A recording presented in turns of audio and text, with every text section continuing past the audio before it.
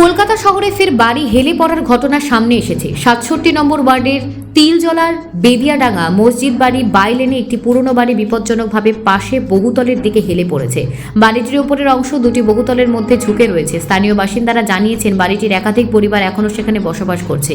এর পাশাপাশি এক্সাইড মোড়ের কাছে কলকাতা পুরসভা 70 নম্বর ওয়ার্ডের একটি ছতলা বাড়ি বিপজ্জনক অবস্থায় 8 তলার দিকে হেলে রয়েছে। অন্তত 50 বছরের পুরনো এই বাড়িটি নিয়ে বাসিন্দাদের মধ্যে আতঙ্কের সৃষ্টি হয়েছে। বাড়ির ওপর থেকে চাঙড় খসে পড়ার ঘটনাও ঘটছে, অথচ বাড়িটি বহু আগেই বিপজ্জনক বলে ঘোষণা করেছিল পুরসভা। তবুও 10 থেকে 12টি পরিবার সেখানে বাস করছে।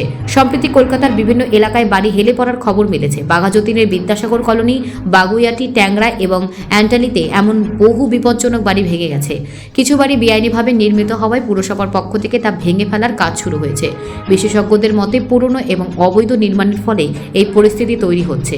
প্রশাসনের পক্ষ থেকে বারবার সতর্কতা জারি করা হলেও বহু বাসিন্দা বাড়ি ছাড়তে নারাজ, যা বড় দুর্ঘটনার আশঙ্কা বাড়াচ্ছে। Bureau report, news prime Times.